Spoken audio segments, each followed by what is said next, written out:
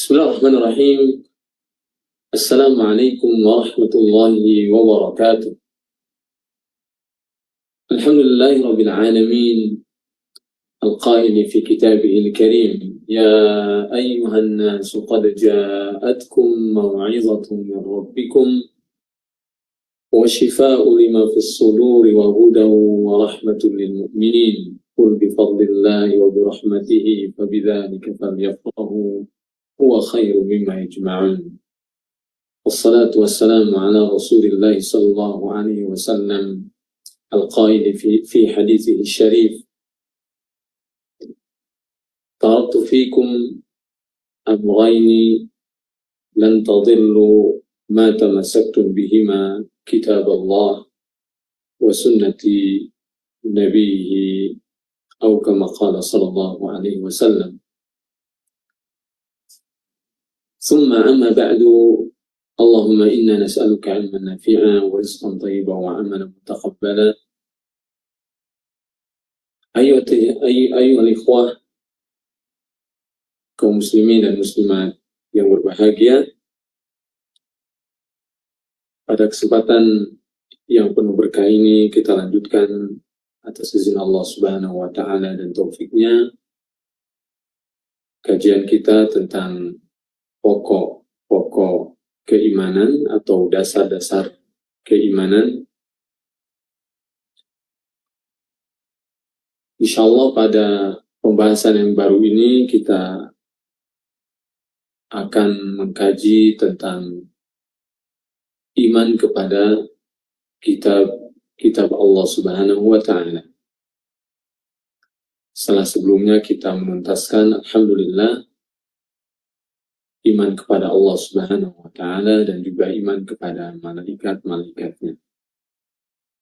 Sebelum saya atau kita memulai kajian ini, saya kembali mengingatkan bahwa hendaknya setiap kita ketika belajar akidah secara umum atau iman atau tauhid, tidak hanya sedang mengumpulkan teori-teori atau dalil-dalil dan pemahaman-pemahaman saja. Namun lebih dari itu, setiap kita harus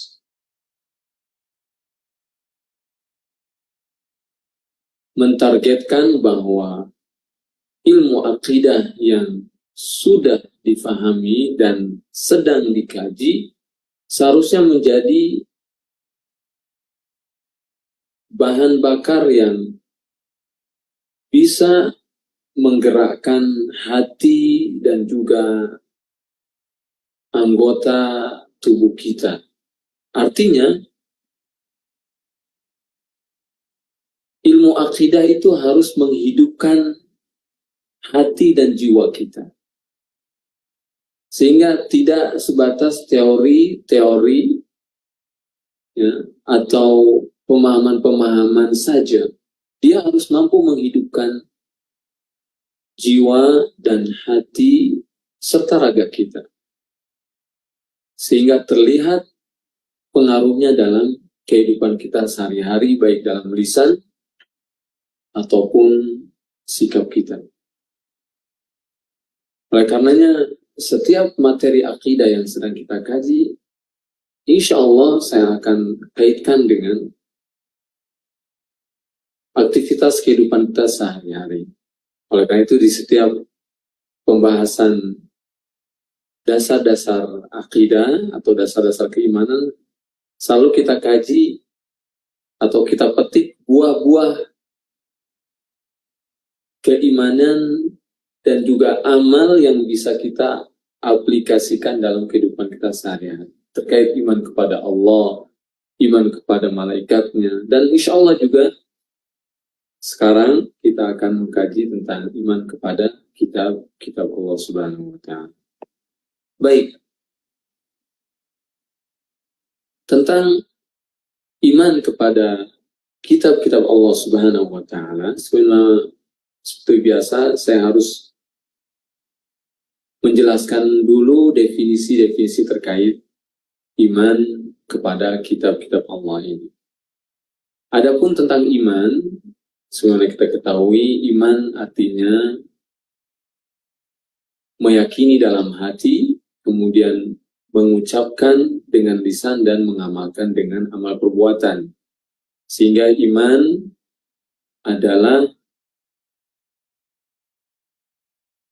3 dimensi yang tidak pernah bisa dipisahkan.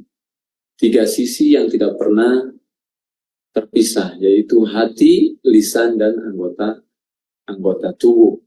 Iman bukan hanya sekedar klaim, iman bukan sekedar pembenaran dalam hati, jika tidak dibuktikan dalam amal perbuatan. Adapun kitab, yang dimaksud kitab di sini adalah wahyu-wahyu yang Allah Subhanahu wa Ta'ala turunkan kepada para nabi. Setiap nabi diberi wahyu oleh Allah Subhanahu wa Ta'ala.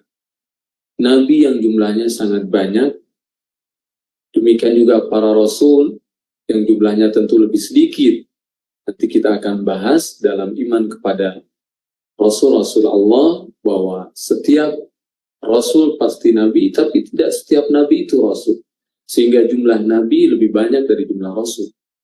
Nah, setiap nabi diberi wahyu oleh Allah Subhanahu wa Ta'ala. Wahyu yang diturunkan oleh Allah melalui malaikatnya, yaitu Jibril alaihissalam, kemudian disampaikan kepada nabi-nabi. Kita yakini semua wahyu-wahyu tersebut. Dan wahyu-wahyu yang ditulis serta menjadi sebuah kitab hanya beberapa saja yang disebutkan oleh Allah Subhanahu wa Ta'ala dalam Al-Quran. Misalnya wahyu yang diturunkan kepada Nabi Dawud alaihissalam, yang kita kenal kitabnya disebut dengan kitab Zabur. Kemudian wahyu yang diturunkan kepada Nabi Musa alaihissalam, kemudian dikumpulkan menjadi sebuah kitab, menjadi yaitu yang kita kenal dengan kitab Taurat. Bahkan kitab Taurat ini ditulis langsung oleh Allah Subhanahu wa Ta'ala, sebagaimana yang kita ketahui dalam dalil-dalil yang lain. Ya, kitab Taurat ditulis oleh Allah Subhanahu wa Ta'ala oleh Allah Subhanahu wa Ta'ala sendiri. Kemudian ada wahyu yang diturunkan kepada Nabi Isa alaihissalam, yang kemudian dikumpulkan dalam sebuah kitab sebut dengan kitab Injil. Ya, ini yang sampai kepada kita, yang kita ketahui melalui informasi dari Al-Quran itu sendiri. Ya, tentu kitab yang paling mulia, yang paling agung, merupakan penyempurna kitab-kitab, penyempurna wahyu-wahyu sebelumnya, yaitu kitab umat Nabi Muhammad SAW, kitab yang suci, yaitu Al-Quran Al-Karim. Ini yang dimaksud dengan kitab-kitab. Sehingga iman kepada kitab-kitab Allah adalah beriman kepada semua wahyu yang diturunkan oleh Allah Subhanahu wa Ta'ala kepada para nabinya, dan kitab-kitab yang Allah turunkan kepada mereka, baik secara khusus kita ketahui nama kitab tersebut dan kepada siapa diturunkan, atau secara umum, karena sekali lagi jumlah para nabi dan rasul sangat banyak. Baik, dan wahyu-wahyu atau kitab-kitab yang Allah turunkan tentu merupakan sumber rahmat dari Allah Subhanahu wa Ta'ala. Mengapa Allah turunkan kitab-kitabnya? Mengapa Allah turunkan wahyu? atas dasar rahmat Allah Subhanahu wa Ta'ala. Allah yang kita ketahui bersama Maha Rahman, Maha Rahim, Allah Rabbul Alamin. Sebagai konsekuensi rububiyah Allah Subhanahu wa Ta'ala, Allah Subhanahu wa Ta'ala menurunkan wahyu dan kitab sebagai rahmat dan petunjuk.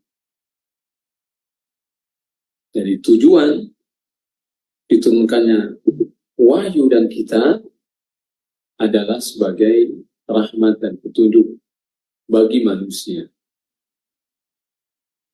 Dengan rahmat dan petunjuk tersebut, mereka akan sampai kepada kebahagiaan dunia dan akhirat. Ini harus kita yakini bahwa diturunkannya wahyu, diturunkannya kitab-kitab sekali lagi sebagai rahmat dan petunjuk bagi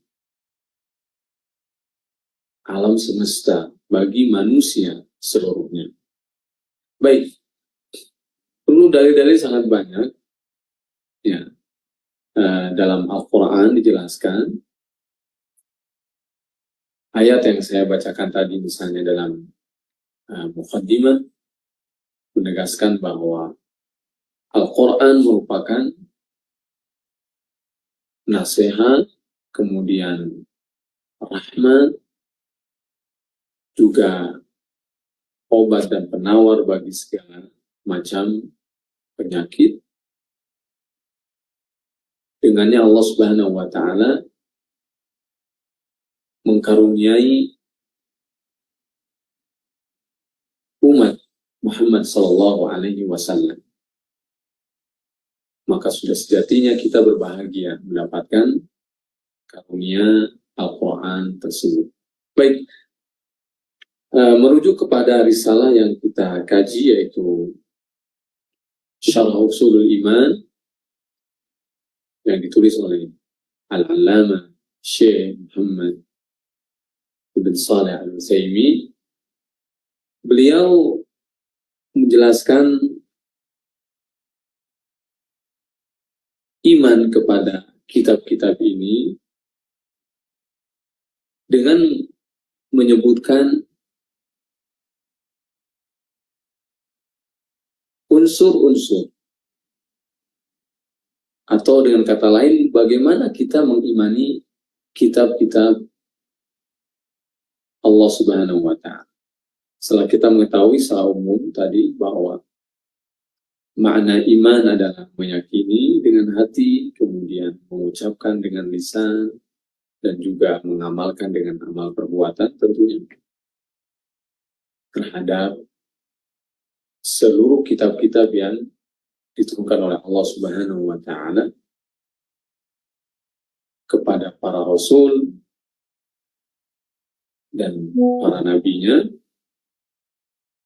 di mana kitab-kitab tersebut sebagai rahmat dan petunjuk bagi seluruh manusia untuk mencapai kebahagiaan mereka di dunia maupun di akhirat. Nah, kemudian beliau merinci apa saja esensi atau yang wajib kita imani, terkait kitab-kitab Allah Subhanahu wa Ta'ala. Yang pertama, mengimani bahwa kitab-kitab tersebut turun dari sisi Allah Subhanahu wa Ta'ala, bukan buatan malaikat, apalagi buatan Nabi dan Rasul. Tapi yakin bahwa kitab-kitab tersebut merupakan kalamullah yang turun dari sisi Allah Subhanahu wa Ta'ala. Oleh karena itu, wajib meyakini bahwa wahyu Allah merupakan firman-firmannya. Kitab-kitab Allah merupakan firman-firman. Allah yang berbicara. Allah yang berfirman. Allah yang berkata. Ini wajib diyakini. Tidak seperti orang-orang yang mengingkari bahwa kitab-kitab atau wahyu-wahyu sebetulnya bukan dari Allah Subhanahu wa Ta'ala. Ada yang mengatakan Jibril yang berkata dan berbicara, dan juga ada yang mengklaim bahwa itu dari atau buatan para nabi. Bahkan secara khusus umat Islam itu sendiri, ada sebagian yang mengaku atau menisbatkan dirinya kepada agama Islam, bagian dari kelompok umat Islam, tapi tidak meyakini bahwa Al-Quran dan kitab-kitab yang lain adalah kalam Allah. Mengingkari bahwa Al-Quran kalam Allah Subhanahu wa Ta'ala. Sekali lagi ini bertentangan dengan akidah yang benar, bertentangan dengan pokok keimanan yang benar. Ya, jadi mengimani kitab-kitab Allah dengan mengimani bahwa kitab-kitab tersebut turun dari sisi Allah Subhanahu wa Ta'ala. Baik, yang kedua,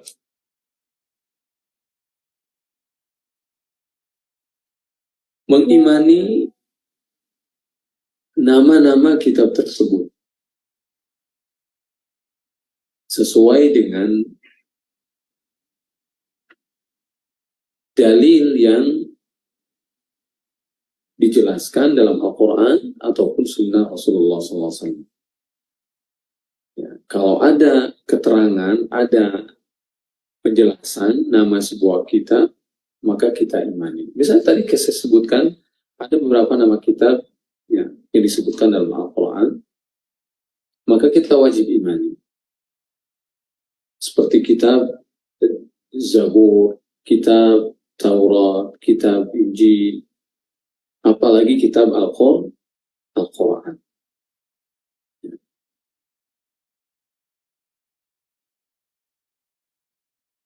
Dan hal ini tidak berarti bahwa hanya ada 4 atau 5 kitab saja yang diturunkan oleh Allah Subhanahu wa Ta'ala. Sekali lagi, yang dijelaskan bahwa ada nama-nama kitab, ya, hanya 4, Zabur, Taurat, Injil, Al-Quran, bukan berarti bahwa hanya ada 4 kitab. Yang kita ketahui melalui Al-Quran memang hanya 4. Tapi sesungguhnya setiap Rasul dan setiap Nabi mendapatkan wahyu. Tapi tidak disebutkan dan tidak dijelaskan untuk kita nama-nama wahyu atau kitab mereka. Sehingga kita hanya mengimani nama-nama yang disebutkan dalam Al-Quran, dan juga kita mengimani secara umum. Jadi mengimani secara umum bahwa setiap nabi, setiap rasul diberikan wahyu dan kitab-kitab. Tanpa harus kita ketahui nama-namanya, karena sekali lagi tentang keimanan ini tidak ada sumber, tidak ada rujukan kecuali kitab dan wahyu itu sendiri. Baik kita umat Islam misalnya, maka rujukan kita, sumber kita dalam iman ini adalah Al-Quran. Selama Al-Quran tidak menjelaskan, selama Al-Quran tidak menyebutkan, maka kita tidak mengimaninya. Baik, sekali lagi, jadi mengimani secara khusus nama-nama kitab yang disebutkan, Zabur, Taurat, Injil, Al-Quran, dan mengimani secara umum kitab-kitab dan wahyu-wahyu yang diturunkan pada para nabi dan rasul. Kemudian yang ketiga, jadi ini unsur-unsur iman kepada kitab-kitab Allah, ya. Jadi sekali lagi saya ulangi, yang pertama iman bahwa seluruh kitab diturunkan dari sisi Allah Subhanahu wa Ta'ala, dan seluruh kitab-kitab tersebut merupakan wahyu Allah dan kalam Allah Subhanahu wa Ta'ala. Allah yang berbicara dan Allah yang berfirman dan Allah yang berkata. Yang kedua, kita imani nama-nama kitab-kitab tersebut secara khusus yang disebutkan, yaitu Zabur, Taurat, Injil, dan Al-Quran. Dan kita imani kitab-kitab atau wahyu-wahyu yang diturunkan pada para nabi dan rasul secara sah. Yang ketiga, ini masih penjelasan dari Syekh Shalih Al-Utsaimin rahimahullah, membenarkan semua, ya, kabar, semua berita, semua penjelasan yang benar.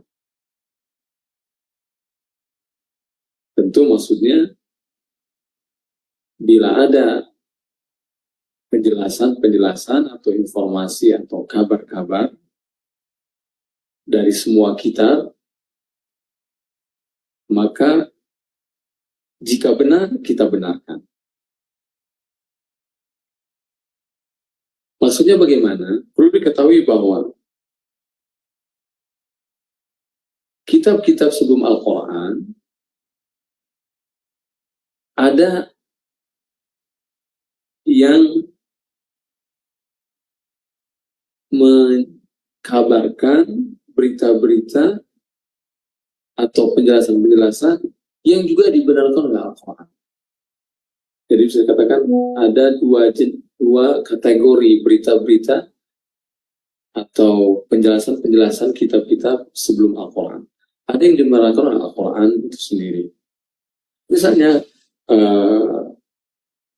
penjelasan tentang adanya Nabi terakhir, yaitu Nabi Muhammad SAW. Ya. Jika misalnya kitab Injil, ya, mengisyaratkan atau bahkan mengkabarkan akan ada Nabi terakhir yang bernama Muhammad, maka wajib kita benarkan. Dan ternyata dibenarkan oleh Al-Quran. Sebenarnya dalam surat As-Saff, ya. Wa mubashiran wa idh qala Isa ibn Maryam ya bani Israel inni Rasulullah ilaikum musaddiqan lima bayna yadayya min at-Taurat wa mubashiran bi rasuli ya'ti min ba'di ismuhu Ahmad. Ini contoh berita dari berita yang ada dalam Injil dan dibenarkan oleh Al-Quran. Jadi kalau berita tersebut dibenarkan oleh Al-Quran, maka kita benarkan. Atau misalnya ada berita lain, misalnya am lam yunabba bima fi suhufi Musa wa Ibrahim alladhi waffa alla taziru waziratu wizra ukhra wa an laysa lil insani illa ma sa'a, dan seterusnya. Kita benarkan karena dibenarkan oleh Al-Quran. Ya, qad aflaha man tazakka wa dzakara isma rabbih fa shalla bal tu'thiruna al-hayata ad-dunya wal akhiratu khairun wa abqa inna hadha la fi as-suhufil ula suhufi Ibrahim wa Musa. Jadi kabar-kabar tersebut dibenarkan oleh Al-Quran dan kita wajib membenarkannya. Ini maksud bahwa wajib kita mengimani dan membenarkan kabar-kabar atau berita-berita yang ada dalam kitab-kitab sebelum Al-Quran jika dibenarkan oleh Al-Quran.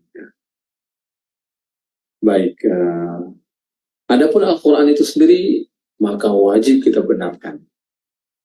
Al-Quran sebagai kitab penyempurna kitab-kitab sebelumnya, kitab umat Islam, maka kita wajib membenarkan semua kabar-kabarnya. Ya. Baik. Syekh rahimahullah tentu merinci juga bahwa kabar-kabar yang kita benarkan selama tidak dirubah, tidak diselewengkan ya, oleh kaum mereka ya. Jadi misalnya jika ada perubahan atau penyelewengan, tentu kita tidak boleh membenarkannya. Seperti misalnya risalah tauhid. Risalah tauhid merupakan risalah semua para nabi. Otomatis semua nabi mendapatkan wahyu tentang risalah tauhid ini. Ya. Nabi Musa, Nabi Isa, dan nabi-nabi sebelumnya tentunya. Tapi ternyata risalah tauhid ini diselewengkan, dirubah. Kemudian terjadilah kesyirikan dalam risalah yang diklaim oleh sebagian umat beragama. Maka bagi kita, kesyirikan ini merupakan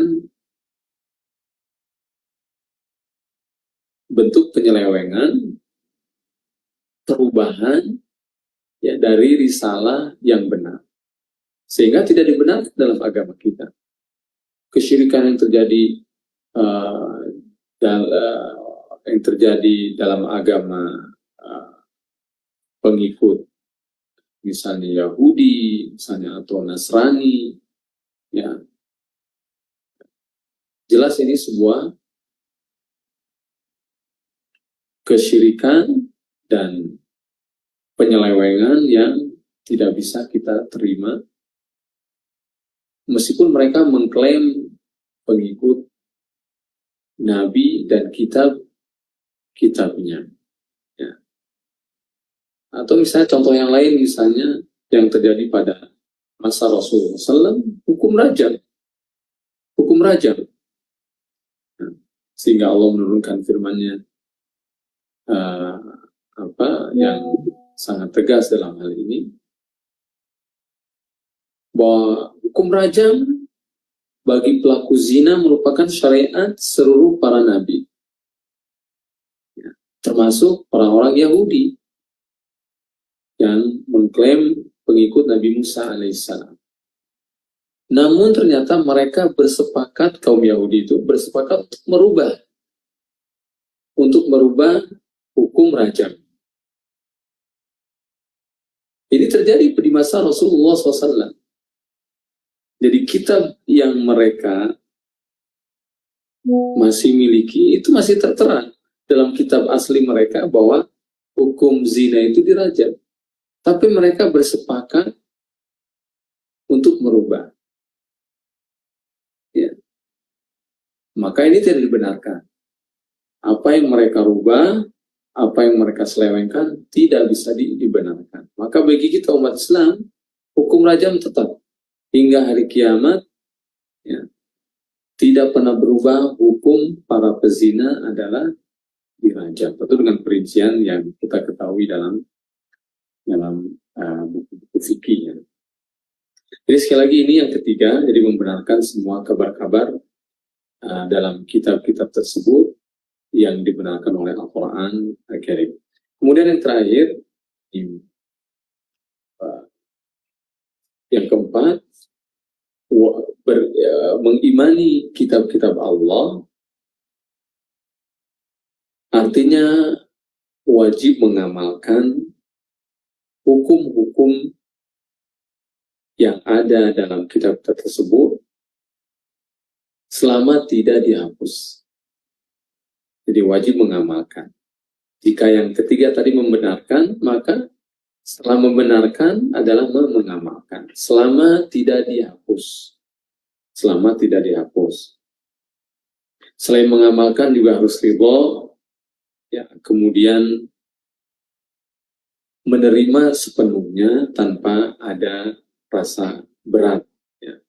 Apakah kita memahami hikmahnya dari perintah atau larangan atau hukum tersebut, atau kita tidak memahaminya. Ya. Kita wajib menerima, ya, sepenuhnya, ridho dan mengamalkannya. Kemudian, dan perlu kita ketahui bahwa seluruh kitab-kitab yang diturunkan sebelum Nabi Muhammad, ya, itu telah dihapus, ya, telah dihapus dan disempurnakan oleh Al-Quran. Maka bagi kita umat Islam, ya, pada praktiknya, maka kita hanya mengamalkan Al-Quran saja.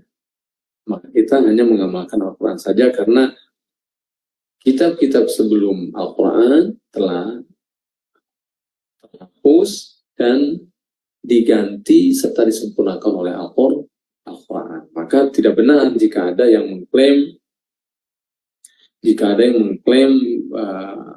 mengikuti kitab Taurat atau mengikuti kitab Injil, ya, salah. Atau mencoba untuk menggabungkan Al-Quran, Taurat, Injil, ini juga salah. Ya. Menggabungkan kitab-kitab Samawiyah misalnya, sampai ada klaim agama Samawiyah Millatu Ibrahim. Ya. Tidak benar bahwa Al-Quran yang benar bahwa Al-Quran telah menghapus kitab-kitab sebelumnya, maka wajib mengamalkan hukum-hukum Al-Quran. Baik bagi umat Islam, juga umat Nasrani, umat Yahudi, jika betul-betul mereka mengklaim mengikuti Nabi mereka. Inilah empat unsur atau empat dimensi iman kepada kitab-kitab Allah Subhanahu wa Ta'ala. Jadi dengan ini kita bisa mengamalkan bahwa iman kepada kitab itu bukan sekedar klaim, tapi ada pengamalannya. Seperti tadi misalnya mengimani, meyakini bahwa semua kitab kalamullah, kemudian juga meyakini nama-namanya secara terperinci. Kemudian yang penting juga adalah membenarkan. Jadi kalau iman ya benarkan, kalau mengimani benarkan, ya. Kemudian juga mengamalkan serta ridho dan menerima hukumnya. Sekali lagi ini 4 hal yang wajib kita amalkan, ya, setelah kita mengimani, meyakini kitab-kitab Allah Subhanahu wa Ta'ala. Dan tentu para ikhwan akhwat, penjelasan tentang iman kepada kitab-kitab Allah ini sangat rinci, ya. Tidak bisa kita selesaikan dalam waktu yang sangat singkat ini, ya. Terutama terkait dengan iman kepada Al-Quran itu sendiri. Kalau tadi kita berbicara tentang bahwa iman kepada kitab itu ada dua, yaitu iman secara umum, baik nama, baik kemudian hukum. Kemudian yang kedua ada iman secara khusus. Iman secara khusus ini jika kita aplikasikan kepada iman kepada Al-Quran, maka akan lebih rinci lagi. Bagaimana tidak? Iman secara khusus kepada Al-Quran berarti kita akan merinci iman kepada setiap ayat Al-Quran. Dan kita tahu bahwa Al-Quran ada 114 surat, terdiri dari 30 juz, terdiri dari 6.000 lebih ayat. Maka sejatinya setiap muslim, setiap mukmin itu mengimani secara rinci, ya, ayat dari Al-Quran. Dan itu penjelasannya akan akan sangat panjang terkait keutamaan, terkait keistimewaan Al-Quran, ya, keagungan Al-Quran, terkait perintah, larangan, nasihat, kisah, dan semua kandungan Al-Quran Al-Karim. Ya. Ini sesungguhnya sekali lagi tuntutan bagi kita yang telah mengaku beriman harus benar-benar meyakini, harus benar-benar mengimani dan mengamalkan. Dan itu semua tidak bisa kita wujudkan kecuali dengan belajar, kecuali dengan mengkaji. Maka istilah pentingnya kita selalu menghidupkan belajar agama, terutama tentang iman, karena tanpa belajar kita tidak bisa menambah ilmu, menambah keimanan, apalagi menambah amalan. Demikian saya kira penjelasan tentang iman kepada kitab-kitab Allah Subhanahu wa Ta'ala. Sekali lagi, waktu yang sangat singkat ini tidak bisa menjelaskan seluruhnya, tapi apa yang kita bahas tadi mudah-mudahan menjadi pembuka dan kunci. Dan sebelum saya tutup, ada beberapa hikmah yang juga bisa kita tambahkan sebagai bekal untuk beramal setelah kita mengetahui secara umum iman kepada kitab-kitab Allah tadi. Maka apa buahnya? Yang pertama, kita akan tahu begitu perhatiannya Allah Subhanahu wa Ta'ala. Jadi sekali lagi kita tahu bahwa Allah sangat sayang, sangat mengetahui kebutuhan, kemudian juga hajat hamba-hambanya, terutama terhadap petunjuk, terhadap bimbingan. Kalau tidak ada kitab ini, mustahil kita bisa menjadi manusia yang baik, menjadi insan yang saleh, menjadi muslim yang baik. Mustahil. Setiap manusia pasti membutuhkan wahyu, membutuhkan petunjuk, membutuhkan Al-Quran dalam hidupnya. Maka kita semakin tahu semakin tahu, semakin kenal bagaimana kasih sayang Allah Subhanahu wa Ta'ala dan perhatiannya terhadap hamba-hambanya. Ya. Kemudian yang kedua juga, kita juga akan mengenal dan mengetahui maha bijaksananya Allah Subhanahu wa Ta'ala. Karena dalam kitab-kitab tersebut ada syariat, ada hukum, ya, ada perintah, ada larangan yang subhanallah berbeda-beda, ya, rinciannya tergantung situasi dan kondisi umat para nabi atau rasul yang diutus. Jadi tidak sama. Secara garis besar sama, ada tauhid, ada kenabian, ada hari akhir. Tapi syariat-syariat salah khususnya berbeda. Ya. Apa yang kita diharamkan untuk kita mungkin dihalalkan bagi umat-umat sebelumnya. Dan juga begitu sebaliknya. Artinya Allah begitu bijaksana, Allah begitu hakim.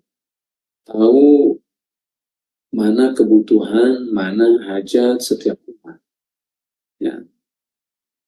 Kemudian yang ketiga dan terakhir, tentu ini akan memupuk rasa syukur kita kepada Allah Subhanahu wa Ta'ala. Ya. Ketika kita membayangkan dan menghayati nikmat Al-Quran, nikmat kitab-kitab yang diturunkan oleh Allah Subhanahu wa Ta'ala, maka kita akan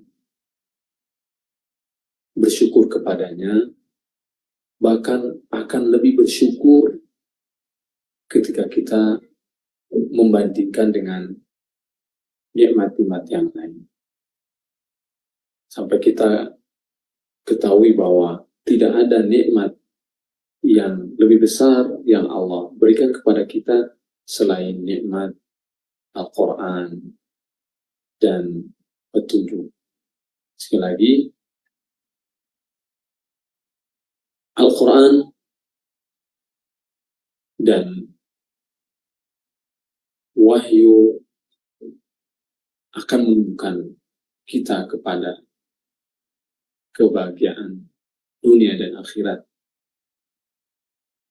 Adapun nikmat-nikmat yang lain, apalagi nikmat materi, bisa saja atau hanya terbatas untuk kebutuhan dan kebahagiaan di dunia saja. Oleh karena itu,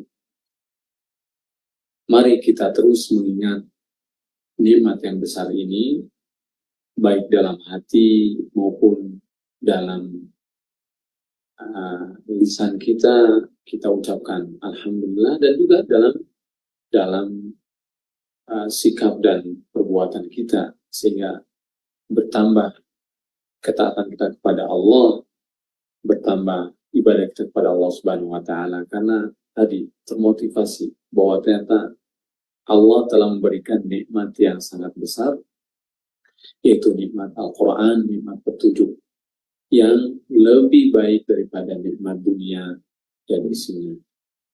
Ikhwan dan akhwat rahimakumullah, demikian apa yang bisa kita kaji kali ini, mudah-mudahan ada manfaatnya, dan saya minta maaf serta beristighfar jika ada kekurangan kesalahan. Kita jumpa lagi dalam kajian berikutnya pada pembahasan yang lain. Mudah-mudahan Allah Subhanahu wa Ta'ala memberikan taufik dan hidayah kepada kita semuanya. Al-Afwa minkum, hadanallahu wa iyyakum ajma'in, wa akhiru da'wana alhamdulillah, amin. Wa sallallahu wa sallam ala nabiyina Muhammadin wa ala alihi wa sahbihi ajma'in. Wassalamualaikum warahmatullahi wabarakatuh.